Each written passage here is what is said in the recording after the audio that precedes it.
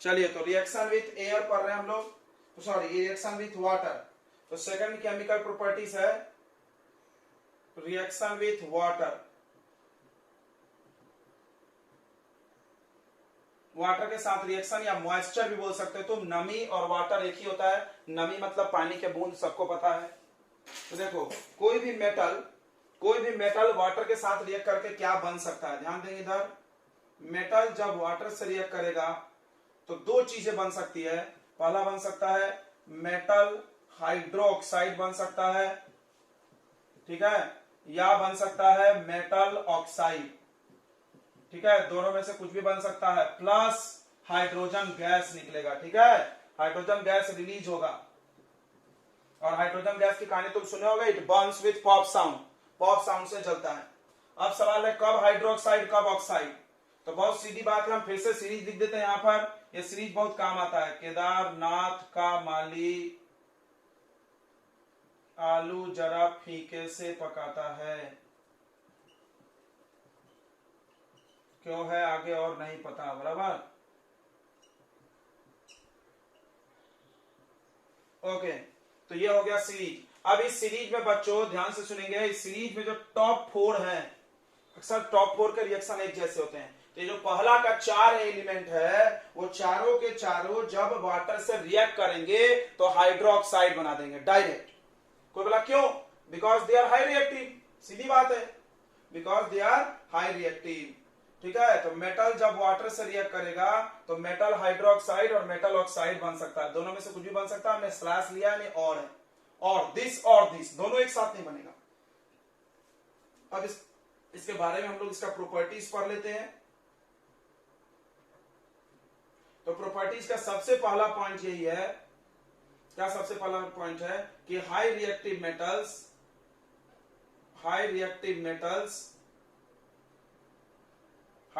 Metals मतलब sodium, potassium, calcium और magnesium, ठीक है,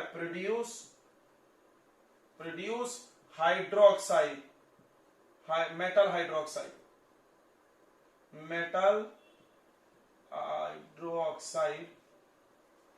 when react with water, जब वो वाटर से रिएक्ट करेगा तो हाइड्रोक्साइड बनाएगा, ठीक है, यानी Na+H2O। और ये लोग कोल्ड वाटर से रिएक्ट करते हैं, ठीक है, पोटेशियम प्लस वाटर। तो कल हमने तुमको ये पूछा भी था कि पानी में क्यों नहीं रखते इनको। तो पानी में इसलिए नहीं रखते क्योंकि पानी से भी रिएक्ट करते हैं, लोग देख लो। तो क्या बन जाएगा, NaOH प्लस हाइड्रोजन गैस, और प्लस इसमें हीट भी निकलता है, हाईली एक्सोथर्मिक। और KOH, हमने तुमको कल भी बोला था कि हाई रिएक्टिव मेटल्स के बहुत ज्यादा हीट निकलने वाले रिएक्शन होते हैं। हाई रिएक्टिव मेटल कोई भी रिएक्शन करेगा इतना विगोरसली करता है, इतना तेजी से करता है कि सबके सब एक्सोथर्मिक होते हैं, ठीक है। दूसरा पॉइंट ध्यान से सुनेंगे, दूसरा पॉइंट ध्यान से रुकेंगे कि sodium and potassium react with water, reaction of, ऐसा लिखेंगे, sorry, reaction of sodium and potassium with water, एक मिनट, विथ वाटर, देखो, reaction of sodium and potassium with water is highly exothermic, बहुत ज्यादा एक्सोथर्मिक है। सो इसलिए hydrogen gas catches fire, hydrogen gas में आग लग जाता है, यानी सोडियम हाइड्रो को और पोटेशियम को पानी में डाल दो तो आग लग जाएगा। क्या बात है, पानी में आग लगा दिया इसने, समझ में आ गया सबको। तो हाइड्रोजन गैस बर्न होने लगता है इसमें, क्यों बर्न होने लगता है, हीट निकल रहा है, और हाइड्रोजन गैस बहुत ज्वलनशील गैस है, हाईली इनफ्लेमेबल गैस है हाइड्रोजन गैस। ओके, चलिए तीसरी बात में आते हैं हम लोग। तीसरा पॉइंट ध्यान से सुनेंगे। तीसरा पॉइंट क्या होता है कि रिएक्शन, एक सेकेंड, देखो, कैल्शियम एंड मैग्नीशियम मेटल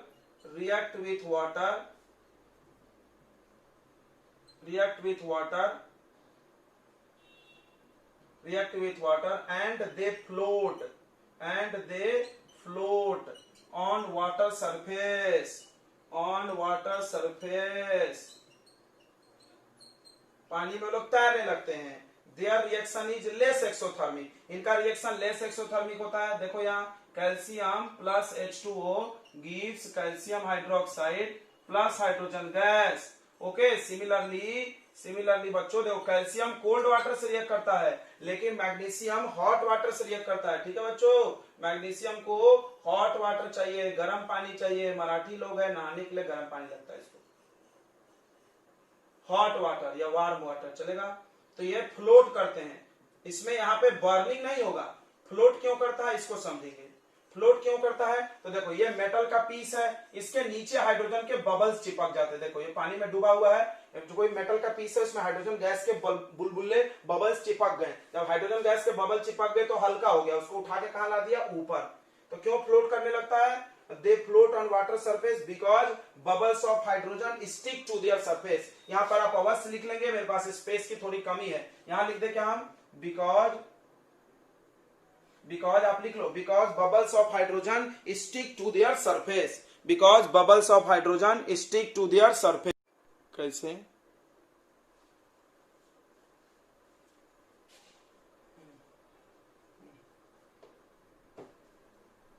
बराबर, हाँ राइट। चलो अगला देखेंगे, नेक्स्ट कौन सा पॉइंट चल रहा है बच्चों, बताओ जल्दी से। फोर्थ है, फिफ्थ है। फोर्थ पॉइंट है कि मेटल्स लाइक, अब इसके आगे आ जाइए आप लोग, एल्यूमिनियम जिंक आयरन, इसकी बात करते हैं। मेटल्स लाइक एल्यूमिनियम जिंक और iron do not react with cold water, do not react with cold water. ये लोग ठंडे पानी से रिएक्ट नहीं करते, do not react with cold water, they react with steam, they react with steam. ठीक है, ये लोग स्टीम से रिएक्शन करते हैं। जैसे देख लीजिए आप लोग क्या होता है रिएक्शन इसका, एल्यूमिनियम प्लस H2O दोगे, H2O के बगल में गैस लिखा होता है, क्योंकि ये स्टीम है। स्टीम मतलब वाटर का गैसियस स्टेट। तो एल्यूमिनियम का ऑक्साइड बनेगा, एंड दे फॉर्म ऑक्साइड, ये लिखना जरूरी है, एंड दे फॉर्म, ये लोग ऑक्साइड बनाते हैं, यानी कुल मिला के ये लोग ऑक्साइड बना रहे हैं। देखो टाओ, ये सब ऑक्साइड बना रहे हैं, और ये क्या बनाते हैं, हाइड्रोक्साइड। और इसके नीचे वाले डू नॉट रिएक्ट। ऐसे तुम टेबल बना के लिख लोगे ना, एक बार में याद हो जाएगा। अब तुम चाहो तो एक एक का लिख लो। देखो सोडियम पोटेशियम को ऐसे घेर लो, इसमें लिखो कैच फायर, इसमें लिखो फ्लोट ऑन वाटर सरफेस। क्या बात है, ऐसा लिखो ना तब मजा आएगा। तो ये बन जाएगा Al2O3 plus hydrogen gas. Okay, hydrogen gas उड़ जाएगा।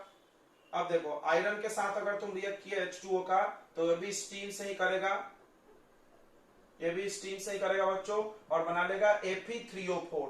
देखो हम इस रिएक्शन पे स्टार लगा, ये पेपर में अक्सर आता है। अब क्यों आता है ये भी पूछ लो मेरे से, क्योंकि अक्सर क्या होता है, बच्चे लोग यहाँ पे सोचते हैं आयरन की वैलेंसी 2 या 3, तो गलत। एक्चुअली होता क्या है, आयरन के 2 वैलेंसी होते हैं, आयरन के 2 वैलेंसी होता है, एक 2 होता है और एक 3 होता है। देख लो, कल पूछ रहा था बेचारा, आज जवाब मिल रहा है। तो 2 होता है, 3 होता है। इसका फॉर्मूला क्या बनेगा, दोनों का 2 है, कट गया, FeO बनेगा, और यहाँ पर 3 है, 2 है, तो Fe2O3। ये दोनों बन सकता है, दोनों बन सकता है। इसको मिला करके बताओ कितना आएगा, इन दोनों को मिला दो, Fe3O4। यहाँ पर Fe3O4 जो है बच्चों वो मिक्स्ड ऑक्साइड है। कौन सा ऑक्साइड है, मिक्स्ड ऑक्साइड। क्या होता है मिक्स्ड ऑक्साइड, जो 2 ऑक्साइड का मिश्रण हो। ठीक है, तो मिक्स्ड ऑक्साइड, सिंपल ऑक्साइड, 2 प्रकार के ऑक्साइड होते हैं। आयरन का मिक्स्ड ऑक्साइड बन रहा, इसका नाम कोई पूछ दे तो आयरन ऑक्साइड ही बोलेंगे, इसका नाम एल्यूमिनियम ऑक्साइड।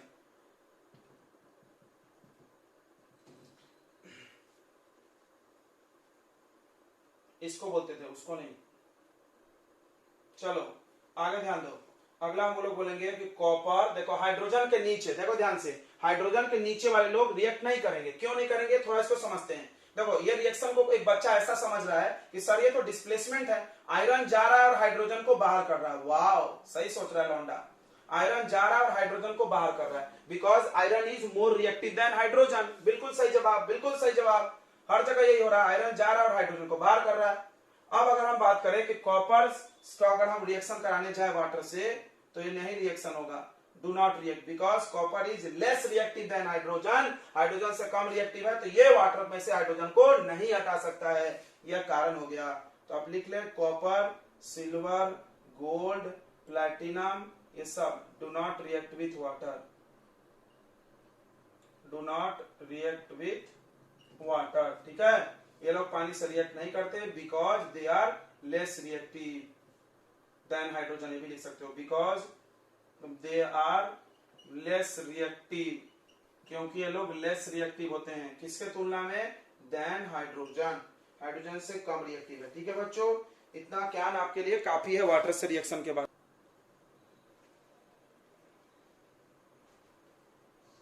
ओके, तो रिएक्शन विथ एसिड पढ़ते हैं हम लोग। रिएक्शन विथ एसिड में आपको पढ़ाया गया है बार बार क्या कि मेटल है, अगर उसका रिएक्शन एसिड से कराओगे तो क्या प्रोड्यूस करेगा, सॉल्ट प्लस हाइड्रोजन गैस, याद है। और हाइड्रोजन गैस ये होता था टेस्ट, किसका टेस्ट होता था बच्चों, एसिड का। एसिड को जांचना है एसिड है करके, तो उस पर मेटल से रिएक्शन करा दो, हाइड्रोजन गैस निकलेगा और हाइड्रोजन गैस पॉप साउंड के साथ जलता है। ठीक है, इतनी बातें समझ में आ गई। चलो तो एक दो एग्जांपल देख लेते हैं हम लोग, कोई भी एग्जांपल बता दीजिए। जैसे सबसे पहले हम लोग ले लेते हैं Zn वाला, बहुत फेमस होता है, Zn प्लस H2SO4 क्या बन जाता है, ZnSO4 plus water, sorry hydrogen gas. यह हाइड्रोजन गैस बनाने का लेबोरेटरी तरीका भी है, मतलब लैब में अगर हाइड्रोजन गैस बनाना है तो ऐसे ही बनाया जाता है, जिंक मेटल में डाइल्यूट सल्फ्यूरिक एसिड। तो ये भी पता होगा एसिड डाइल्यूट चाहिए, not concentrated, because concentrated acid acid का प्रॉपर्टी नहीं दिखाता है, पढ़े होंगे ना, क्योंकि उसमें H आयन फ्री नहीं होता है। ओके,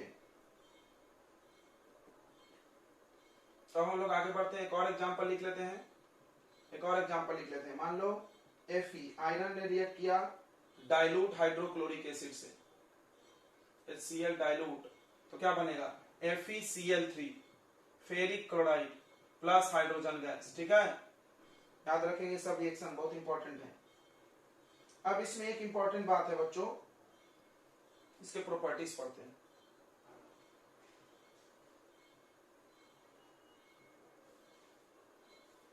प्रॉपर्टीज में इसमें ज्यादा कुछ एक्सेप्शन नहीं है, ठीक है, जितने भी मेटल है सबके सब रिएक्ट कर जाते हैं। तो देखो पहली बात कि metals react with dilute acid to produce hydrogen gas. Hydrogen gas burns with pop sound. Okay.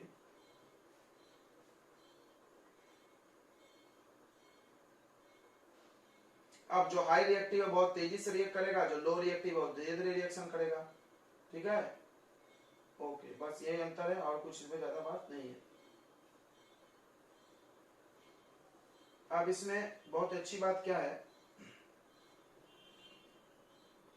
कि जो लेस रिएक्टिव है हाइड्रोजन से, यानी copper, silver, gold, platinum do not react with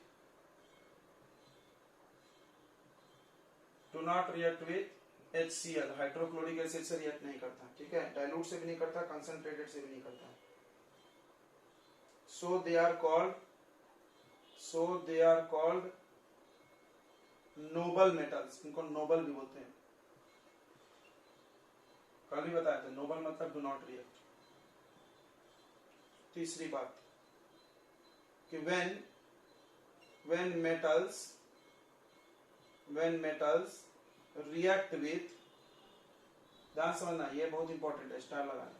when metals react with HNO3 यानी nitric acid, then they produce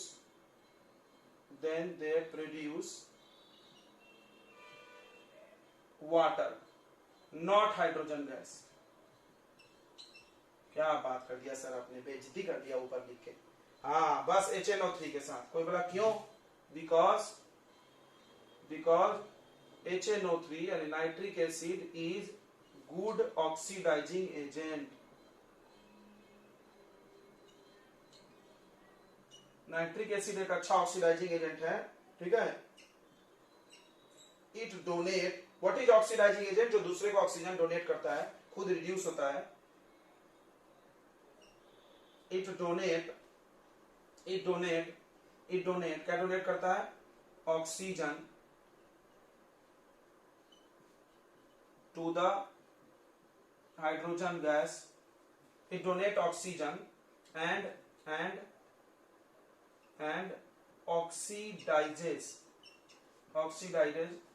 H2 into H2O। I think clear हो गया होगा। जैसे हाइड्रोजन गैस निकलने वाला था, लेकिन एसिड क्या करा, अपना ऑक्सीजन दे दिया उसको, तो वो क्या बन गया? अब देखो यहाँ पर SO4 इसने अपना ऑक्सीजन नहीं दिया। क्यों नहीं दिया? क्योंकि ऑक्सीडाइजिंग एजेंट नहीं है। लेकिन HNO3 क्या करेगा? अपना वाला ऑक्सीजन उसको देके खुद कम हो जाएगा। ये भी लिखना पड़ेगा। एंड itself, यानी itself मतलब HNO3 की बात कर रहे हैं। And itself HNO3 get reduced into, अब तुम खुद सोचो, HNO3 रिड्यूस होकर क्या बनेगा? NO2 बनेगा, NO बन जाएगा या N2O बन जाएगा। ठीक है, ओके। बहुत इंपॉर्टेंट बात है, बहुत इंपॉर्टेंट बात है। 100 रुपए की बात है बच्चों, फिर से सुन ले। एक ऐसा एसिड है जो हाइड्रोजन गैस के जगह वाटर प्रोड्यूस करने वाला है। कौन है वो एसिड? Nitric acid. कोई बोला क्यों? बिकॉज नाइट्रिक एसिड एक ऑक्सीडाइजिंग एजेंट है। What is oxidizing agent? जो दूसरे को ऑक्सीजन डोनेट करता है। तो ये दूसरे को ऑक्सीजन डोनेट करता है, बढ़िया बात है। ये क्या करेगा? हाइड्रोजन को ऑक्सीजन दे करके उसको वाटर बनवा देगा और खुद रिड्यूस हो जाएगा, खुद का ऑक्सीजन उसका कम हो जाएगा। HNO3 खुद, ये देखो अपना हाइड्रोजन कम कर लिया उसने, सॉरी ऑक्सीजन कम कर लिया। ठीक है, ये बहुत इंपॉर्टेंट बात है, ध्यान रखेंगे इस बात को। ओके, अगला, इसमें भी एक एक्सेप्शन है, मैग्नीशियम और मैग्नीज। याद रखना, MM से दोनों नाम है, मैग्नीशियम और manganese. But magnesium and manganese produce H2 gas with HNO3, वो ऑक्सीडाइज नहीं होते हैं। ठीक है, ओके। ये बहुत इंपॉर्टेंट बात है, चलिए आगे बढ़ते हैं हम लोग। ये नोट कर लिया होगा आपने, मिटा रहे हैं मुंह पर। ठीक है, मेटल एसिड के साथ रिएक्ट करता है तो सॉल्ट और हाइड्रोजन गैस बनाता है। नेक्स्ट प्रॉपर्टी है बच्चों कि एक्वारेजिया पढ़ना आपने को। एक्वारेजिया हमने पढ़ाया था आपको, एक्वारेजिया ध्यान देंगे। एक्वारेजिया किसी को याद है? क्या? एक्वारेजिया को हम लोग रॉयल वाटर बोलते थे, रॉयल वाटर।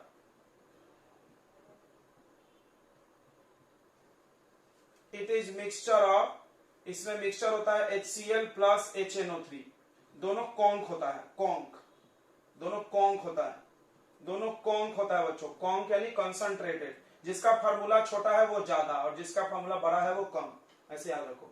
तो क्या बोलेंगे हम इसका? द मिक्सचर ऑफ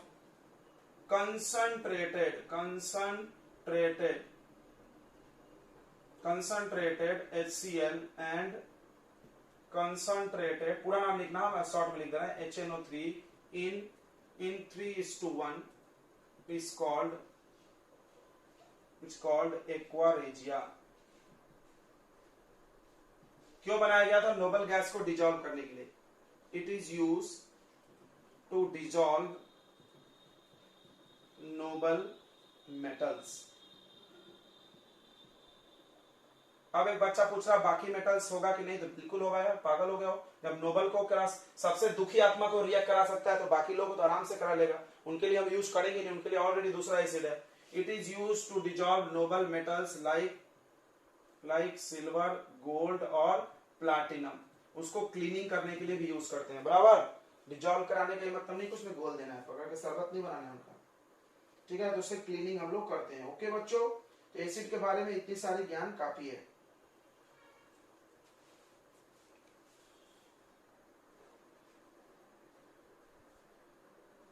तो अगला हम लोग पढ़ने जा रहे हैं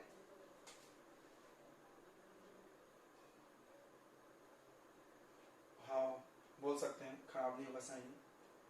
तो पांचवा नंबर पर है, देखो हम लोग पहला पर रिएक्शन विथ किससे? ऑक्सीजन, दूसरा वाटर, तीसरा किससे पढ़े भाई? एसिड। तो चौथा होगा ना, चौथा होगा रिएक्शन विथ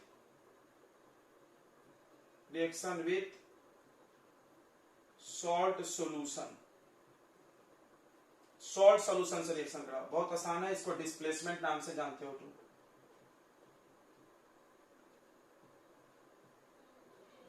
ठीक है, क्या होता है डिस्प्लेसमेंट रिएक्शन? तो एक less reactive metal high reactive metal को उल्टा बोल रहे हैं, एक हाई रिएक्टिव मेटल एक लेस रिएक्टिव मेटल को हाई रिएक्टिव मेटल, एक सेकेंड,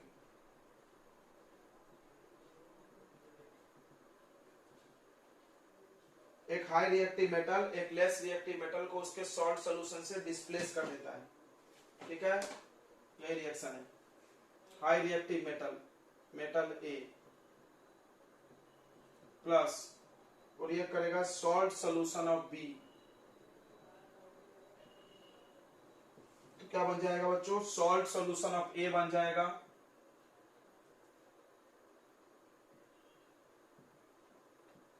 प्लस बी बाहर हो गया।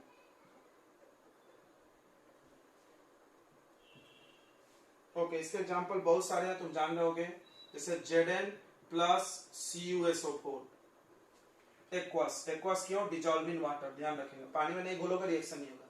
ये Zn जाके और तुम पढ़ोगे इसका कलर ब्लू होता है ना, कॉपर सल्फेट का, सब इतना पढ़े हैं, रिवीजन मारो सब, प्लस Cu। ठीक है, ये जिंक सल्फेट बन गया और ये ब्लू कलर फेड हो जाता है, ब्लू कलर गायब हो जाता है, याद है ना, कलर चेंज होता है इन सब में। इन सब रिएक्शन का पहचान क्या होता है? सारे डिस्प्लेसमेंट रिएक्शन में कलर चेंज होते हैं। बढ़िया, खूबसूरत, जबरदस्त। ठीक है, और कुछ रिएक्शन पढ़ रहे हैं। This reaction is used to test the reactivity, देखो, this reaction is used to test the reactivity of metals. कोई भी मेटल्स का रिएक्टिविटी टेस्ट करने के लिए ये रिएक्शन यूज होता है। एक खूब बढ़िया क्वेश्चन है एनसीईआरटी में, आपको ABC करके, बहुत सुंदर क्वेश्चन है, हम खोज रहे हैं, अगर मिल जाएगा तो करा देंगे। अभी बहुत अच्छा क्वेश्चन था कि रिएक्टिविटी बताइए कौन ज्यादा रिएक्टिव है, ABCD करके आता है।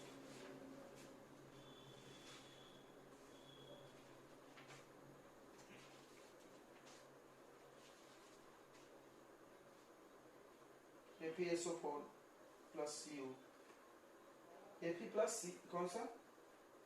CuSO4 ना, हाँ, फेरस सल्फेट।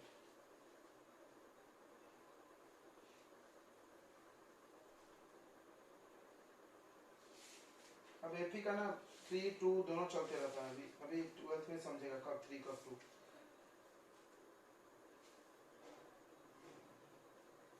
ठीक है, दो बच्चों, तो अगला Fe वाला भी कर ले, भाई साहब पूछ रहे हैं तो। Fe प्लस CuSO4 एक्वस, ये ब्लू कलर का होता है। तो आयरन नेल तुमने कॉपर सल्फेट में डाल दिया तो क्या होगा? ये सवाल आता है बहुत सारे बार। तो ये बन जाएगा FeSO4, फेरस सल्फेट आपने पढ़ा होगा, ग्रीन कलर का होता है, याद है, पहले चैप्टर में पढ़े हैं, plus Cu, copper red brown का हो जाएगा, रेड ब्राउन। एक सवाल आता था कि क्या होगा आयरन नेल को अगर हमने कॉपर सल्फेट में डुबा दिए, तो आयरन नेल को कॉपर सल्फेट में डुबाओगे तो उसके ऊपर लाल लाल परत आ जाएगा, आयरन पे लाल लाल परत आ जाएगा। क्यों परत आ जाएगा? उसके ऊपर कॉपर जमा हो गया जाके।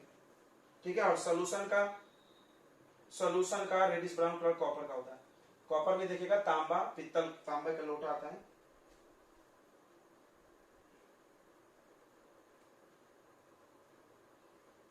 हाँ, उसके अंदर आयरन रहता है। बाहरी लेयर पे पहले रिएक्शन होगा। तो देखो, ये लोहे का खीला है बच्चों, और इसको हमने डुबा दिया कॉपर सल्फेट में। तो जब कॉपर सल्फेट में डुबाएंगे तो बाहर कॉपर का परत जम जाएगा। क्यों? यहाँ वाला आयरन चला गया पानी में और उसके ऊपर आके कॉपर चिपक गया। ठीक है, तो ये रेड हो जाएगा, रेड ब्राउन कलर का लेयर फॉर्म होगा, रेड ब्राउन लेयर। ठीक है, याद रखेंगे, आयरन के ऊपर ये नेल है, आयरन नेल। और सोल्यूशन का ब्लू कलर फेड हो जाएगा, ब्लू कलर गायब होकर हल्का हल्का ग्रीनिश होने लगेगा। याद रखना, सोल्यूशन का कलर कैसे चेंज होगा, ध्यान रखो। अगला बच्चों, अगला एक और रिएक्शन है, क्या बोली,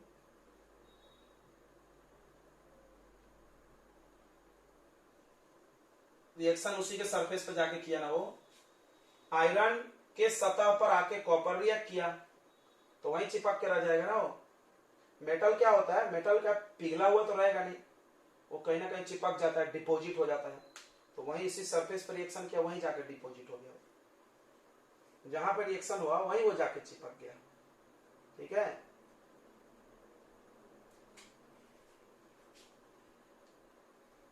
प्रेसिपिटेट जनरली सॉल्ट होता है। मेटल्स तो आप बोल सकते हैं ज्यादा होता तो नीचे आ सकता था। अब देखो, ये देखो, copper plus silver nitrate. Silver nitrate colourless होता है बच्चों, रंगहीन। इसका रिएक्शन कराओगे तो क्या हो जाएगा बताओ, इसमें क्या हो जाएगा, copper nitrate CuNO3, copper nitrate बन जाएगा। कॉपर नाइट्रेट ब्लू कलर का सोल्यूशन है, फॉर्मूला ट्वाइस लगेगा। कॉपर का वैलेंसी 2 है, नाइट्रेट का 1, तो प्लस प्लस नीचे लिख रहे हैं, देखो जगह नहीं है तो प्लस सिल्वर बन जाएगा। अब यहां भी वही होगा, कॉपर के मेटल के ऊपर सिल्वर की परत चढ़ जाएगी। हाँ, ये रिएक्शन को समझो, सब में यही होता है, कॉपर के मेटल के ऊपर सिल्वर की परत जम जाएगी। यानी कौन से कलर की लेयर आ जाएगी उस पे, व्हाइट कलर की, grey white, white grey. Silver सबने देखा होगा, बोल तो रहे कि कॉपर पे आके चिपक जाएगा।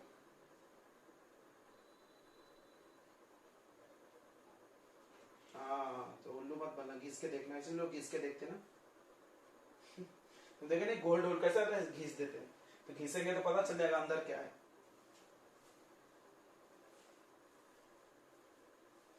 नहीं, ज्यादा मोटी नहीं हो सकता। चलिए बच्चों, तो जो हम क्वेश्चन खोज रहे थे वो क्वेश्चन मिल गया है मेरे को, तो हम वो क्वेश्चन आपके सामने प्रेजेंट कर रहे हैं। आप ये नोट कर लिए, इसका डेफिनेशन फैफिनेशन कुछ नहीं लिखेंगे हम लोग, आप डेफिनेशन लिख लियो, जिसको लिखने में इंटरेस्ट है लिख सकता है। The reaction in which high reactive metal displace the less reactive metal from their salt solution is called displacement reaction. ठीक है, in this reaction colour change पक्का होगा, और ये रिएक्शन इस्तेमाल होता है आपको रिएक्टिविटी ऑफ मेटल्स को डिसाइड करने के लिए। ठीक है, जैसे कि हम आपको अभी एक क्वेश्चन देंगे तो आप समझ जाएंगे कि कैसे होता है। देखो, तो ये क्वेश्चन बहुत खूबसूरत क्वेश्चन है। ये लास्ट वाला हम लोग पहले करेंगे, arrange the metals in decreasing order of reactivity. Reactivity का डिक्रीजिंग ऑर्डर बना लो, मतलब कौन ज्यादा रिएक्टिव है, कौन कम कम कम। तो ऑर्डर का हम लोग रिएक्टिविटी का ऑर्डर बना लेते हैं। ठीक है, अब थोड़ा सा ध्यान से इसको समझते हैं। ए कोई मेटल है, उसने आयरन को नहीं हटाया लेकिन कॉपर को हटा दिया। देखो ध्यान से, हम सर्कल कर रहे हैं, कॉपर को हटा दिया, मतलब ए कॉपर से ऊपर है। पहली बात, देखो जिसको हटा देता है वो उसके ऊपर होता है, ए कॉपर से ऊपर है। चलो ए के बात कर लिया हमने, ए कॉपर से ऊपर है, तो हम यहाँ पे छोटा सा कॉपर लिख देते हैं। ठीक है, बाकी का हमको नहीं पता। बी को देखो, बी ने आयरन को हटा दिया, अबे तेरी, लेकिन जिंक को नहीं हटाया। ओहो, आयरन को हटा दिया लेकिन जिंक को नहीं हटाया, मतलब वो जिंक से नीचे है लेकिन आयरन से ऊपर है। ये आयरन से ऊपर है, चलो इसको ऐसा लिख लेते हैं, आयरन से ऊपर है। ये देखो सी ने जाके सिल्वर को हटाया, सी ने जाके सिल्वर को हटाया तो वो सिल्वर से ऊपर है, यहां हम सिल्वर लिख रहे हैं। ध्यान देना एकदम प्रेम पूर्वक, जो जिससे ऊपर है हम उसको लिख रहे हैं। उसके बाद डी किसी से रिएक्शन नहीं किया, डी सबसे घटिया हमको लगता है। डी किसी से रिएक्शन नहीं किया, ये प्लेटिनम हो सकता है, मे बी कुछ भी हो सकता है। नो रिएक्शन, देख लो डी किसी से रिएक्शन नहीं किया, मतलब सबसे खराब रिएक्टिव। तो जो दूसरे को हटा देता है वो उससे पावरफुल होता है, बस यही दुनिया की रीत है। भाई तुम्हारे गद्दी पे हम बैठ गए तो हम तुमसे ज्यादा है। तो अब देखो सबसे पावरफुल कौन, बताओ सबसे पावरफुल कौन, बी ने आयरन के ऊपर भी है, तो सबसे पावरफुल बी। ओके, उसके बाद कौन, उसके बाद कौन, ए, देखो हमने एलिमेंट्स लिख दिए हैं।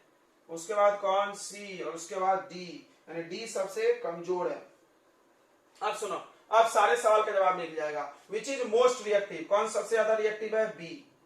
विच इज लेस रिएक्टिव, डी। अब बताओ what will happen when B added to CuSO4, B को CuSO4 में डालो, बताओ हटाएगा कि नहीं हटाएगा, सोच के बताओ। बी को CuSO4 में डाले, हटाएगा कि नहीं हटाएगा, हाँ तो डिस्प्लेस कर देगा, डिस्प्लेस कर देगा।